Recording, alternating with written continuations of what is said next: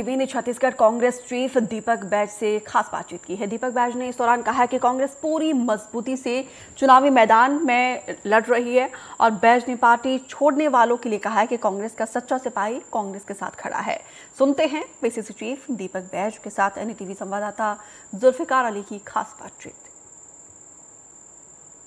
Congress party Lok Sabha चुनाव मैदान में उतर चुकी है और प्रथम चरण के बस्तर में होने और बस्तर से ही आते हैं दीपक बैज। पिछले बार सांसद चुने गए थे और इस बार वहां से कवासी लखमा को मैदान में उतारा है। चुनाव कैंपेन चल रही है, लेकिन एक परसेप्शन बनता जा रहा है कि कहीं ना कहीं कांग्रेस पार्टी बीजेपी से पीछे है चुनाव अभियान में। हम लोगों ने पहले चरण का प्रत्याशी 6 सीटों में घोषित किए, वो अपना काम कर रहे हैं।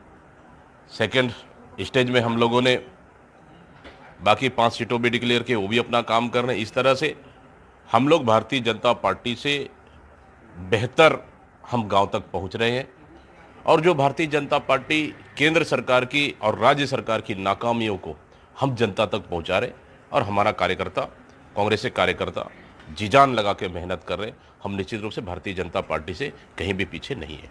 अच्छा, इंडिया गठबंधन के जो घटक दल हैं, जैसे केजरीवाल जेल में है, हेमंत सोरेन जेल में है, इस तरीके से विपक्ष के जो केंद्र के जो एजेंसियां हैं ईडी कार्रवाई कर रही है, तो क्या लगता है इससे पार्टी को नुकसान हो रहा है या जनता समझ रही है? इससे विपक्षी गठबंधन को जबरदस्त फायदा होने वाला है। देश की जनता समझ रही है, जान रही है कि केंद्र की मोदी सरकार, भारतीय जनता पार्टी की सरकार तानाशाही रवैया अपनाकर वो सिर्फ विपक्ष को डराकर, धमकाकर, जेल भेजकर चुनाव लड़ना चाहती है। कांग्रेस के खातों को फ्रीज करके चुनाव लड़ना चाहती है। उनको क्लियर पता है ईडी, आईटी और सीबीआई से डराकर चुनाव लड़ना चाहती है। तो इस तरह से भारतीय जनता पार्टी को क्लियर पता है कि देश में इस समय माहौल विपरीत है भारतीय जनता पार्टी के, इसलिए इस तरह के हथकंडे अपनाकर वो चुनाव मैदान में जाना चाह रही है ताकि विपक्ष को कमजोर करे। लेकिन देश की जनता समझ चुकी है, लगातार महंगाई, बेरोजगारी इस तरह की, और उसके बाद सिर्फ जुमलेबाजी कर वो देश को चला रही है। इससे देश की जनता को कोई भी लाभ नहीं मिल रहा है। कांग्रेस के नेता, जैसे बात करें जगदलपुर की महापौर, शाम को आपके लोगों के साथ बैठक करती हैं और सुबह किसी को पता ही नहीं होता और भारतीय जनता पार्टी में शामिल हो जाती है, ये क्या है? देखिए, भारतीय जनता पार्टी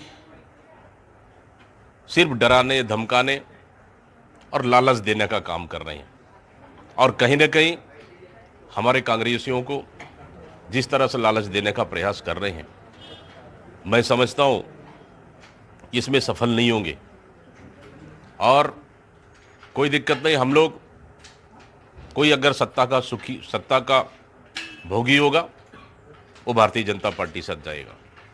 अगर कांग्रेस का सच्चा सिपाही होगा तो निश्चित रूप से कांग्रेस के संघर्ष का साथी बनेगा। इससे हमको कोई फर्क नहीं पड़ेगा। आप पर कोई दबाव है या आपके किसी नेता पर ऐसा दबाव हो, क्योंकि अब लोकसभा चुनाव है और तमाम आप लोग आरोप लगाते हैं कि भारतीय जनता पार्टी की तरफ से हथकंडे अपनाए जाए? क्यों नहीं, 2 FIR हुए पूर्व मुख्यमंत्री भूपेश बघेल के ऊपर, हमारे प्रत्याशी लोकसभा बस्तर कवासी लखमा जी के ऊपर।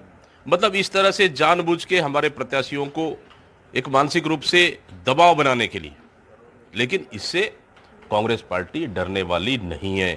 कांग्रेस पार्टी मजबूती के साथ चुनाव लड़ रही है और मजबूती के साथ चुनाव लड़ेगी।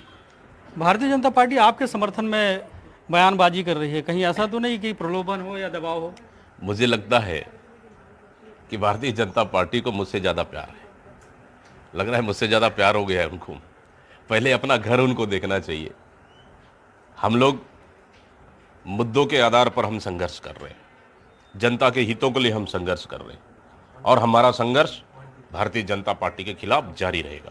अच्छा, 11 में से कितनी ऐसी सीटें हैं जिस पे कांग्रेस अपने आप को मजबूत मार, कुछ जैसे भारतीय जनता पार्टी तो 11 में 11 जीतने का दावा कर रही है, आप कितनी सीटों पे कॉन्फिडेंट हैं?